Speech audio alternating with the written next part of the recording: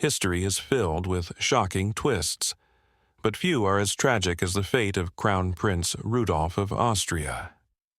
Born into one of Europe's most powerful royal families, he seemed destined for greatness. Yet his life unraveled in a heartbreaking spiral of personal turmoil, scandal, and desperation.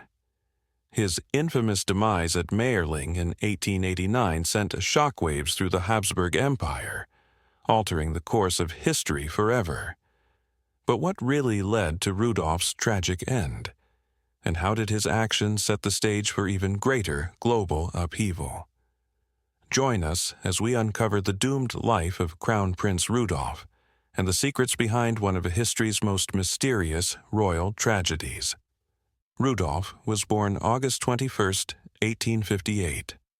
This birth was no ordinary royal event.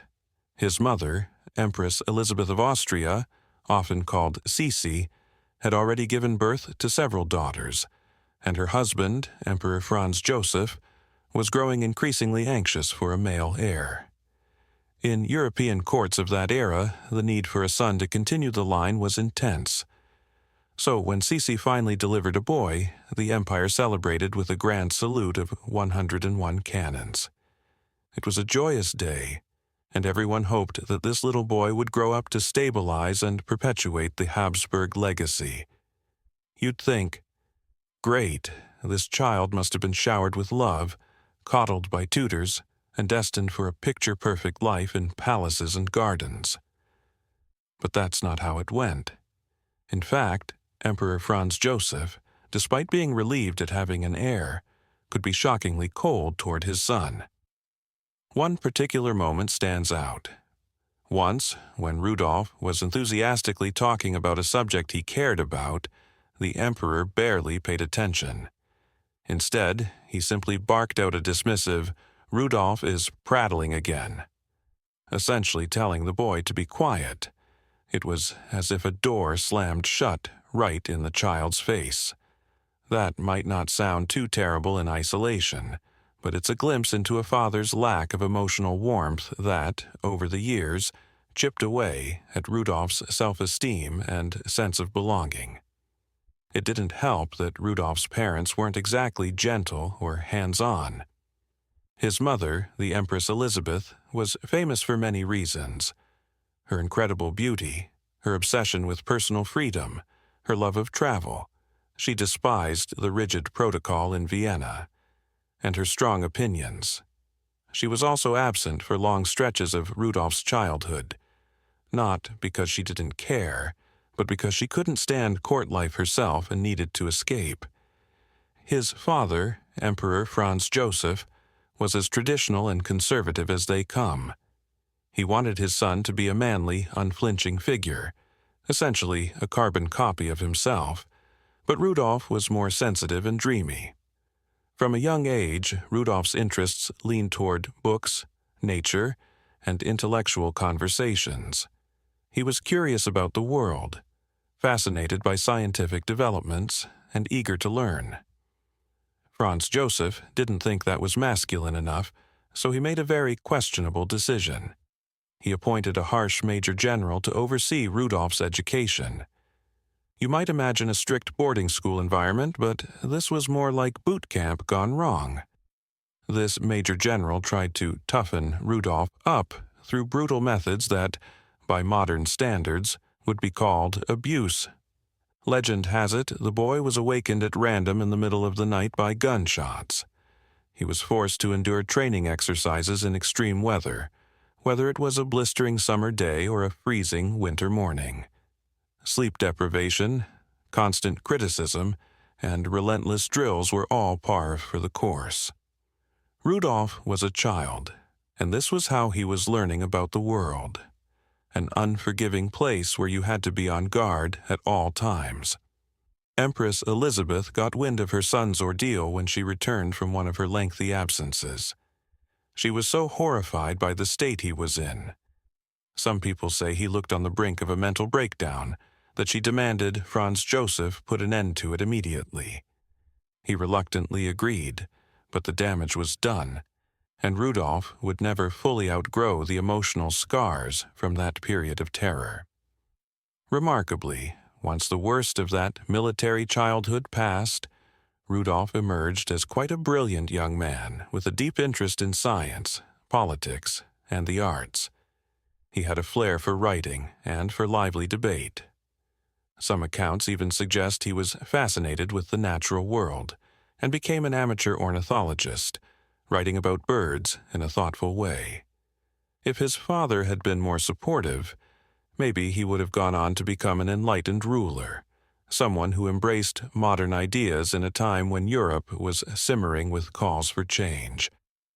But Franz Joseph viewed university, or extensive formal schooling, as beneath the dignity of a future emperor. In his mind, Rudolf's time was better spent attending ceremonial events or receiving specialized tutoring on the workings of the empire. His parents also had another plan for Rudolf's future: marriage. They needed him to secure a good Catholic bride who would bring political advantages and produce more heirs. Love was not really part of the equation. At that time, many royal families treated marriage like a diplomatic chess game. They shuffled potential brides and grooms around to form alliances, strengthen ties, or secure wealth. In Rudolf's case, they eventually settled on Princess Stephanie of Belgium, daughter of King Leopold II, who was known for both his questionable colonial empire in the Congo and for having substantial resources and political connections. The match wasn't about Rudolf's personal preference. It was about convenience and image. Stephanie herself was very young, still in her mid-teens, when the engagement was arranged, and to add an awkward twist, she hadn't even reached puberty when the initial wedding plans were drawn up. This was humiliating for the poor girl, because she had to go back to Belgium and wait for nature to take its course before returning to Vienna for the actual ceremony. The official wedding took place on May 10, 1881, in Vienna, when Stephanie was about to turn 17, and Rudolf was almost 23. Even by 19th century standards, that was a fairly wide age gap, but not shocking enough to raise eyebrows at court. Empress Elizabeth, famously one of Europe's great beauties, took one look at Stephanie and reportedly called her an ugly bumpkin. That might sound petty, but it shows how superficial and harsh court life could be. And it didn't help that the Belgian royal line was relatively new, so the Habsburgs saw the Belgians as upstarts. In that sense, poor Stephanie was doomed from the start. The Empress basically ignored her, setting a frosty precedent for their relationship. With in-laws like that, you can guess how stressful life became for the young princess. Beyond the tensions with Elizabeth, Stephanie and Rudolf themselves were a mismatched pair. Stephanie was conservative, serious about her Catholic faith, and more than willing to follow court protocol. Rudolf was liberal, outspoken, and known to challenge the status quo, especially within the stifling environment of the Habsburg court. He didn't want to attend endless receptions and ceremonies. He wanted to immerse himself in ideas, be they political reforms or scientific curiosities. And then there was another major problem: Rudolf's restless, transgressive streak when it came to romance and desire. Not long after they were wed, he resumed habits that were about as far from devout Catholic husband as you could get.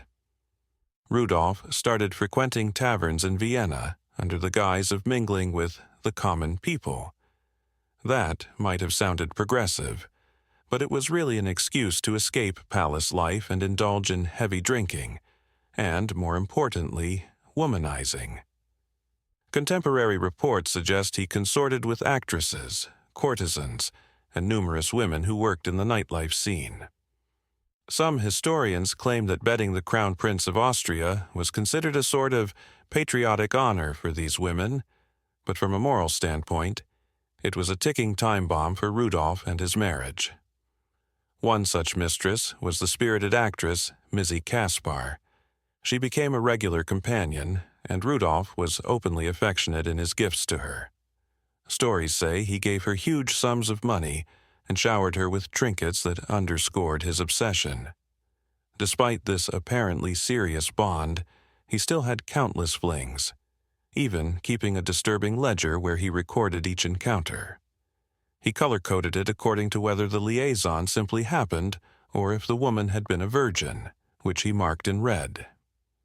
This says a lot about his frame of mind and disregard for conventional morality. It's hardly shocking, then, that not long into his marriage, Rudolf contracted a sexually transmitted infection, gonorrhea, syphilis, or possibly both, and passed it on to Stephanie, who never got proper treatment.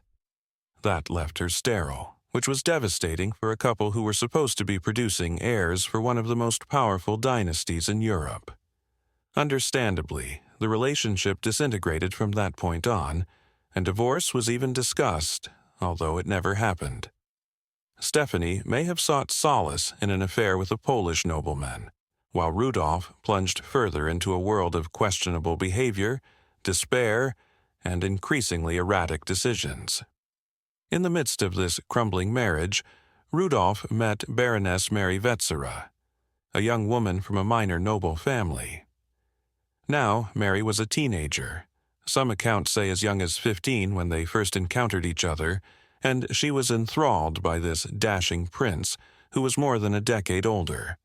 Their affair blossomed quickly. She was described as having dark, hypnotic eyes, a perfectly sculpted profile, and an almost goddess-like aura. Men at court noticed her everywhere she went. She was magnetic. For Mary, the chance to become close to the Crown Prince was like a fairy tale. Some believe she thought she could win him over so completely that he'd end his marriage and eventually make her empress. By all accounts, she was naive enough to think this might be how the story would go. She was wrong, of course, and the real outcome would be far grimmer than any loveless marriage. Rudolf's fascination with Mary seemed both romantic and fueled by his darker tendencies. He was moody, anxious, at times depressed, perhaps from inherited psychological issues, as the Habsburgs frequently married within a close circle of European royalty, or perhaps from the traumas of his youth. He might have seen in Mary a kindred spirit, or a final shot at feeling passionate about something in a life that increasingly seemed like a locked, gilded cage. For Mary, the stakes couldn't have been higher. She was starstruck, longing for a love that would lift her out of her stifling family situation. Her mother was controlling, pushing Mary to form a lucrative match. Rudolf was a glittering prize. But, while one might imagine a typical tragic romance culminating in heartbreak or a forced separation, what actually happened was infinitely more disturbing. By January 1889, Rudolf's mental state was getting dire. His father's empire was overshadowed by tensions across Europe. Liberal ideas were starting to clash with the old conservative orders, fueling unrest. Meanwhile, Rudolf had apparently realized that having transmitted disease to his wife meant they would produce no more Habsburg heirs, a colossal failure in the eyes of the imperial court. He also despised the fact that he felt trapped, overshadowed by his father, and relegated to a future role that he either didn't want or couldn't fulfill.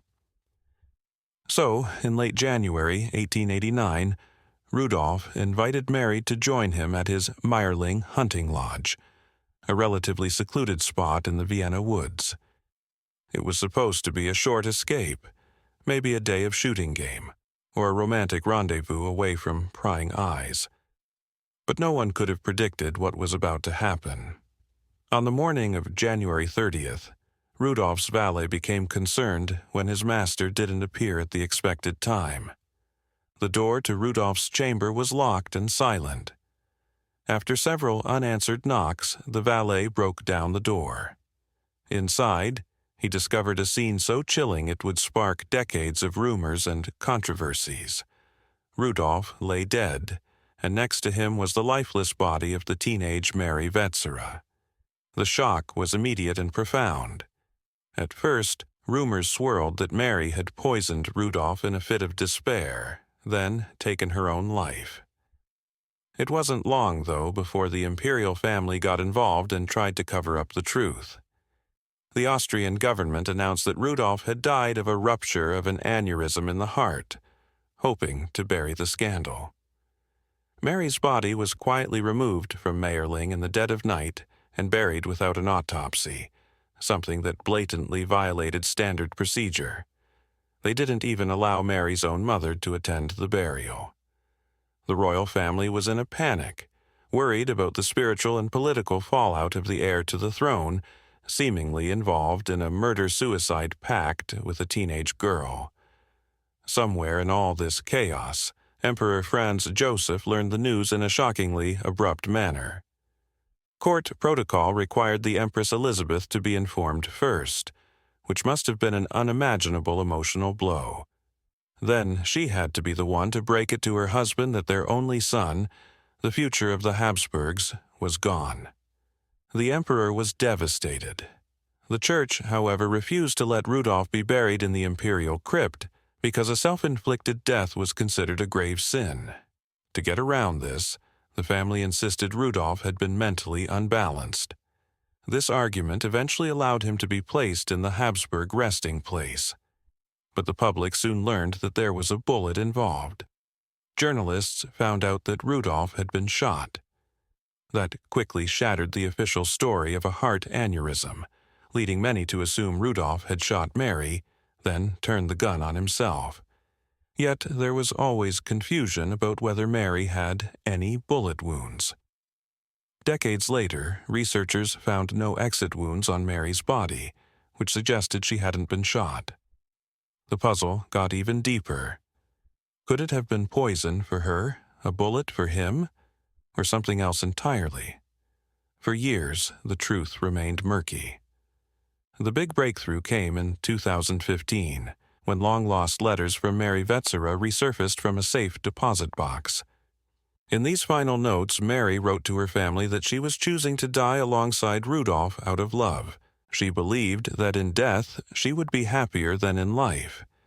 It was a disturbing but clear testament to the fact that this was a joint decision. That said, how did they actually carry it out? Some believe Mary ingested poison, which ended her life, and then Rudolf, upon seeing her slip away, shot himself. Another theory is that Mary was pregnant, attempted an abortion, and died from complications, prompting Rudolf to end his own life. Yet the new evidence strongly points to the two making a conscious pact. Mary by poisoning herself and Rudolf by using the pistol on himself. The story might sound purely like a personal tragedy, but it changed the Habsburg succession. Because Rudolf died without a son, the next in line became Archduke Franz Ferdinand, whose assassination in 1914 famously ignited World War I.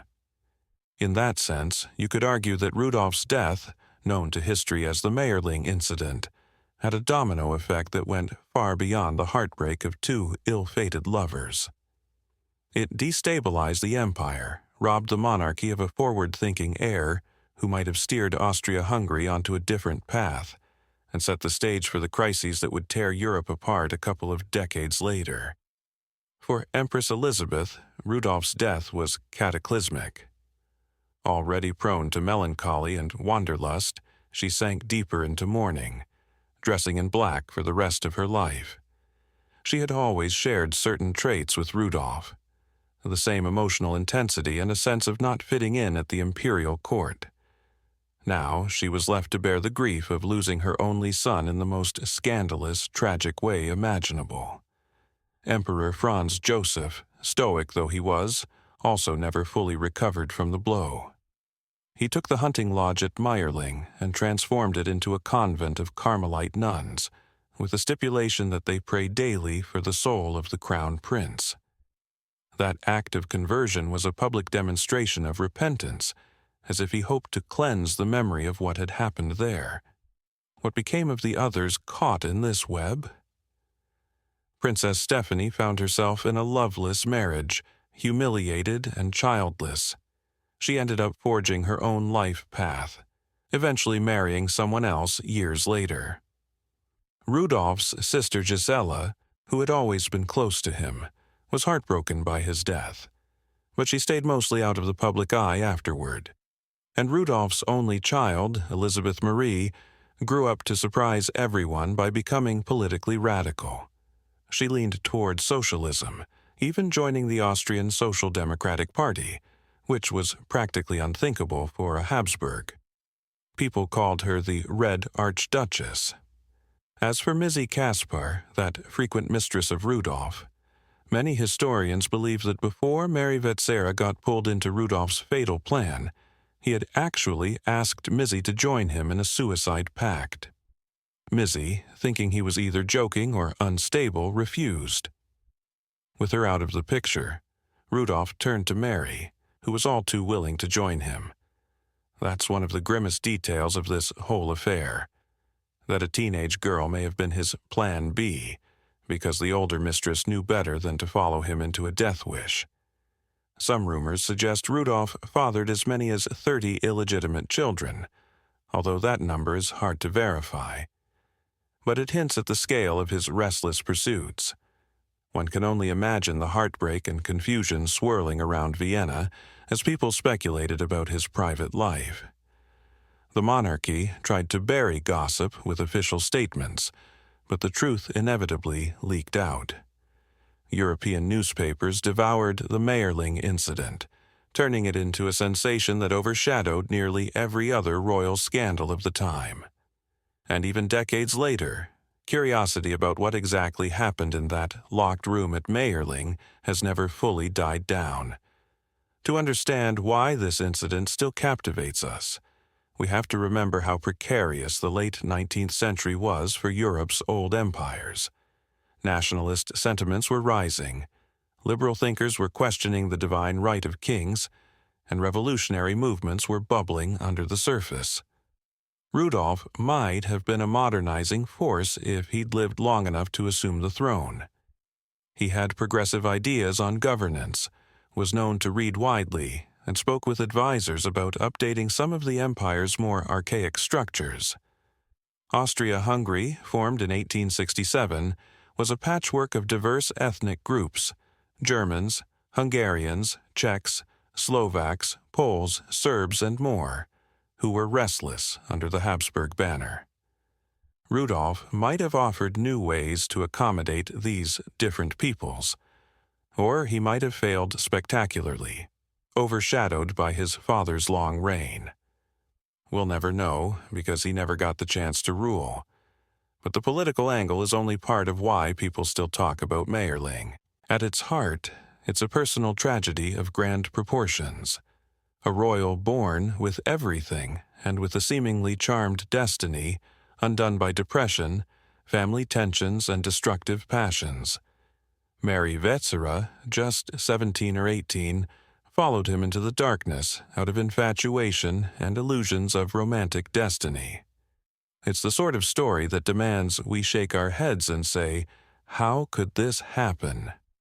Yet it did, and it says a lot about the suffocating world of court life, the limitations placed on women, and the taboo topics like mental illness and sexuality that no one in those days dared to address openly. Instead, they used hush-hush cover-ups or clumsy public statements about heart aneurysms. And then there's Empress Elizabeth, watching her entire life unravel. She herself met a tragic end when an anarchist assassinated her in Geneva in 1898, plunging a knife into her heart as she walked near Lake Geneva. By that time, she had become a mourning, restless soul, practically a phantom who drifted through Europe incognito. She'd lost a child in infancy. She'd lost Rudolf. And then her own life was taken by a random violent act. The Habsburg Empire would limp on, but eventually it fell at the end of World War I in 1918, leaving behind an imperial legacy that had shaped centuries of European politics. If Rudolf had lived, would the empire have survived in some form? Possibly. Or perhaps the same forces, nationalism, war, social upheaval, would have undone it anyway.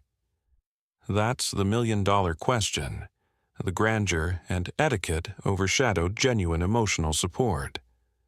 If you were depressed, it wasn't labeled as such. You were just considered weak or peculiar. People with power and authority rarely sought help. Rudolf, living in this environment, might have felt cornered. If gossip is true that he tried to rope Mizzy Casper into dying with him before turning to marry Vetsera, it shows a profoundly unwell mind. He didn't want to die alone, and the young Baroness, starry-eyed and naive, said yes. She wrote that in her final letters. She couldn't resist love, she was happier in death than life, and she had forgiven her mother for everything. It's haunting to think of a girl so transfixed by the idea of love that she would throw her life away for it. After the tragedy, the imperial household felt the consequences immediately. Diplomats scrambled to figure out how to manage the news cycle. Rumors churned across Europe's capitals, suggesting everything from elaborate conspiracies to rivalries with other members of the Habsburg family. But the simplest, saddest explanation is that Rudolf was undone by a mix of emotional instability, parental dysfunction, and romantic drama. Mary Vetsera's involvement sealed the fate of both. The monarchy's frantic cover-up attempts only fueled more speculation, guaranteeing that this grim episode stayed alive in the public's imagination for decades to come. Even as the official line softened, eventually admitting Rudolf died of self-inflicted violence, they never properly acknowledged Mary's role until those letters re-emerged in the 20th and 21st centuries. One can't help but wonder what Rudolf's life would have looked like if the emperor had shown him a little more empathy, or if the empress hadn't been so often absent in those formative years, or if the major general's brutal training regime had been stopped earlier. There's a swirl of what-ifs whenever people reflect on the Mayerling incident. But the fundamental point is that this wasn't just a one-off suicide scandal. It was the meltdown of an entire system that had forced a young heir into a joyless marriage, denied him the chance to shape his own destiny, neglected his emotional well-being, and tacitly condoned his destructive habits. Looking at it in a broader European context, the Crown Prince of Austria-Hungary was potentially one of the most influential people of his time, someone who might have led a multi-ethnic empire at a crucial moment. Instead, he died in a lonely hunting lodge with a teenage lover at his side. And after that, the empire hung its hopes on Archduke Franz Ferdinand.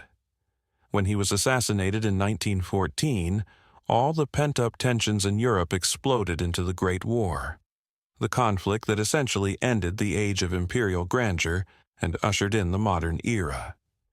Many historians see an unbroken line between Mayerling in 1889 and Sarajevo in 1914, as though the Habsburg realm was doomed once Rudolf ended his life.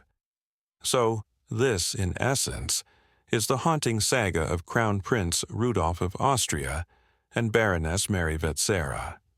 He was the cherished heir turned disappointed idealist, weighed down by paternal expectations, stifled by a rigid court, and undone by his own reckless appetites. She was the teenage romantic who believed so completely in a tragic notion of love that she was willing to drink poison for it. Their final hours at Mayerling have cast a long shadow over European history, giving rise to rumors, conspiracy theories, and countless retellings in books and films. But the basic truth is simple. 2 people died unnecessarily because of a heartbreakingly misguided decision to end it all together. In the aftermath, the emperor had the Mayerling Lodge reconstructed into a Carmelite convent, as if to exorcise the ghosts of what happened there.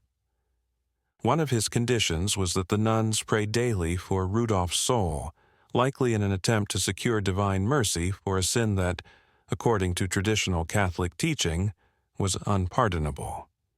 Empress Elizabeth, weighed down by sorrow, wore black and became more reclusive than ever. The official version of events was revised and softened, but never convincingly enough to quell speculation.